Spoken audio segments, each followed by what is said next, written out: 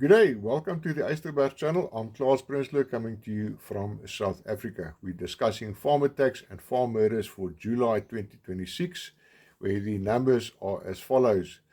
14 farm attacks, 1 farm murder, and 5 incidents that were averted. That compared to the numbers for July 2025, there were 12 farm attacks and 3 farm murders for that month.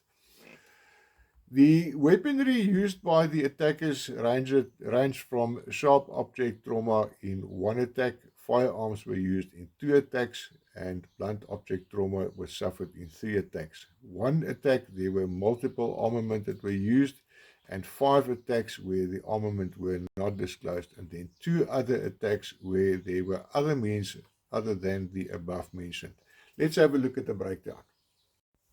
There you have it on the screen. Gauteng Province, 5 attacks. Northwest Province, 4 attacks. Limpopo Province, 2 attacks, 1 murder. Mpumalanga, only 1 there. Free State, KwaZulu-Natal, Eastern Cape, nothing to report. Then the Western Cape, 2 attacks, no murders. And the Northern Cape, also nothing to report. The attacks that were averted, Western Cape, there were 2. Limpopo, 2 attacks. And the Gauteng West area, 1 attack. Let's look at the different cases. First off, as usual, the Kameeldrift West area, or Gauteng West as I normally say, July the 22nd, 2026, a guard from ProShield Security was attacked at the mushroom farm behind the Sasol garage on the Van der Haaf Road. He was brutally assaulted and an ambulance had to be called for him. He was admitted to hospital for treatment and he suffered a broken jaw and a broken collarbone. It's more and more that we see that the people that is supposed to be the front line at your business or at your property itself are suffering from these attacks. It's as if they're trying to deter the security companies from posting their people on places where they might get injured or, like in this case, brutally assaulted. We move to Gauteng East, to a place called Sandra, which is primarily a agricultural community, a lot of small holdings in that area. And on July the 9th at around 11 o'clock at night, Thijs Jacobs was attacked at his small holding. He was shot 3 times as well as brutally assaulted and robbed of his firearms and his workers' wages. Now this is normally, a lot of times it happens when you draw your wages for your workers and you take that home. These people take note of that, and when you least expect it, they will lead you and they will rob you of that cash. Thijs was taken to hospital with multiple serious injuries, and we do not have any news on how he's recovering. On July the 31st in Swavelpoort, which is north of Sandra, but also on the eastern parts of Gauteng, 5 attackers, of which 2 were armed, breached the house and tied up the 2 adults and the 3 minor children. The house was looted of electronics, clothing, cell phones, and the suspects also then fled with the family's car, a red Suzuki Brazza. This vehicle was later found abandoned in the Mamelodi township. No injuries were specified in this case. Over to Gauteng West Rural, at the area of North Riding, which is a part of the city of Randburg. And you normally get some of these cities that is divided between pure urban, and then on the outskirts you have these rural areas, mostly where people own a small plot and horses are kept, and sometimes sheep, but not a very serious agricultural focus in these areas. On July the 1st, a couple was attacked by 3 suspects armed with a firearm and knives. The victims were tied up and threatened during the incident. Electronic, household items and jewelry and a vehicle was stolen before the suspect fled the scene. The Northwest Province suffered 4 attacks for July 2026, and the first one was on July the 3rd in the Rodekoppies area, which is close to the town of Brits. The group of attackers breached the dwelling and violently attacked the residents before fleeing. No loot lock was specified. Then on July the 14th at Silkaartsnek, also in the Brits area, No description was given of this incident, but a large amount of cash was looted. Barely 2 nights later, on July the 16th, also at Silkaardsnek, the property owner's truck returned from a work site at approximately 7 p.m. The driver reported a faulty clutch to the owner and asked him to come and inspect the problem. The owner had been attending to the bar, which was also on the premises, where several customers were socializing. Upon arriving at the truck, he was ambushed by the driver and 3 other masked suspects, who severely assaulted and injured him. They bound him with wire and, following the assault, threw him into an ash pit on the property. At the same time, a tarp was thrown over him and the back of the truck and weighed down with bricks. They attempted to suffocate him with the fumes and left him for dead. He lost consciousness, but later regained it and managed to free himself from the tarp. After some time, at around 10 o'clock, he managed to crawl out of the ash pit and called for help, but by then, everybody had left the bar already and there were no one to hear his cries. The suspects returned and dragged him into the house, where he noticed that the entire contents had been ransacked in their search for valuables. He was dragged to his safe, where they took his firearms and a large sum of cash.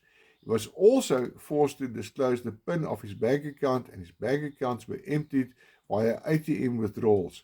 Afterward, they threw a blanket over him, closed the safe and door, and fled the scene. Around 4 o'clock the following morning, he managed to signal for help and was found and transported to the nearest hospital. The next case was at Mamogaliskraal on July the 16th, where 66-year-old Wilma Laram was attacked after the perpetrator gained access by breaking through a window. He assaulted her with a shovel before trying to get items of value to loot. The perpetrator fled with the victim's handbag and cell phone, but she was able to flee to the nearby home of her son-in-law and daughter, who took her to hospital, where she was admitted. She had to undergo surgery to remove splinters of her skull from her brain. She also suffered from a broken collarbone and has since been discharged.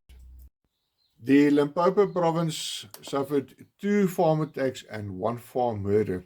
The first attack was on July 6 at Mokgopong, or outside Mokgopong, which is also the town of Naardenspruit. The woman was having her morning coffee on the patio when perpetrators armed with pangas and wearing balaclavas rushed her. She fled into the house, which roused her children. They alerted services and the perpetrators fled. Spoor was followed to the R101 and toward town, where it was lost. Then on July the 13th, at the farm Berlin in the Letsetele area, the 79-year-old night watchman was found deceased with hands and feet bound with cable ties. The cause of death was not confirmed, but the question was asked why the deceased was not on pension. A 3-phase 10.5 kVA generator was broken out of its secure position, and it appears that was all that was stolen. We're moving east toward the Mpumalanga province.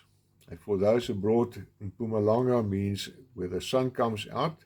Mpuma, the first part, coming out, and Langa meaning sun. On Sunday, July the 5th, between approximately 8:15 p.m. and 8:30 p.m. at Gryvan Packaging in the Marloth area close to the town of Komatipoort, approximately 8 attackers targeted the Gryvan offices and storage area.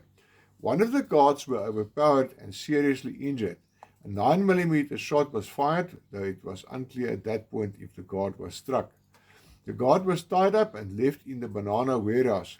The second guard hid outside the security perimeter and managed to send a message to the owner, who alerted services.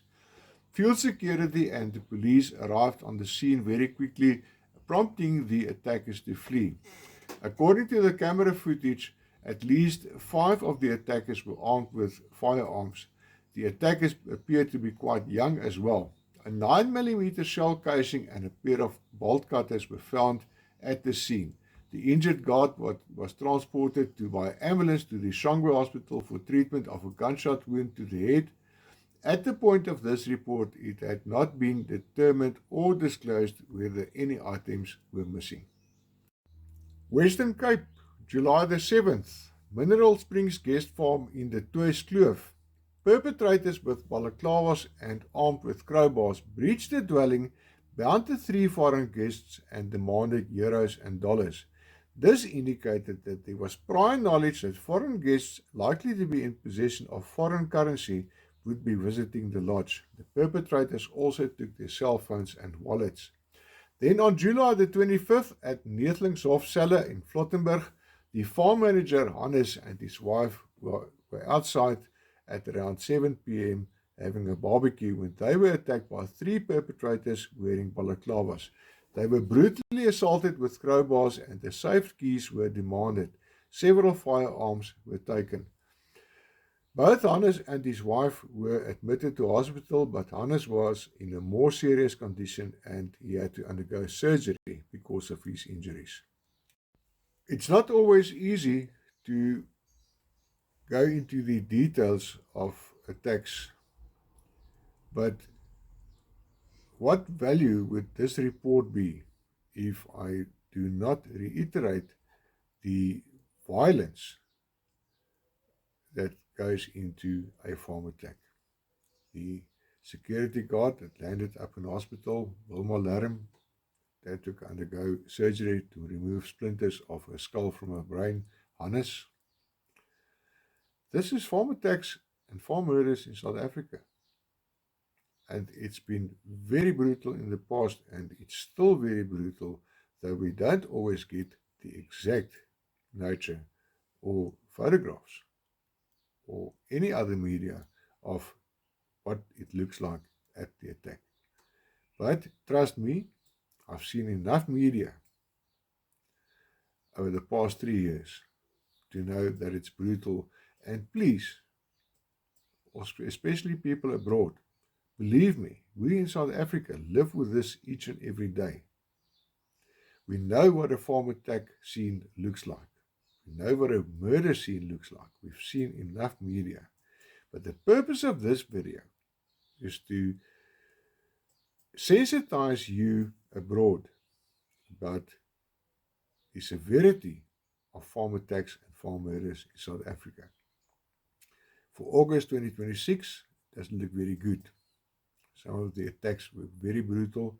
There were an attack that was sent around on social media that did not happen. Fortunately, it did not happen. The media that was used to strengthen the story of that attack was also false. That's part of the deal that we're working with. But I endeavor to each and every month bring you here in South Africa and those abroad the full, true, validated stories of farm attacks and farm murders in South Africa. For those of you outside that's watching this or abroad that's watching this video, please share. There's a huge movement to highlight farm attacks and farm murders in South Africa at the moment. And we need your support for this channel as well. Not so much for the other, not only for the other channels that's broadcasting this type of content, but yes, there are stories out there of people that went through these attacks. And by sharing this video, by liking it, subscribing to this channel, you're strengthening our case and supporting the narrative of farm attacks and farm murders in South Africa, because it's real. It's very, very real. Thank you so much.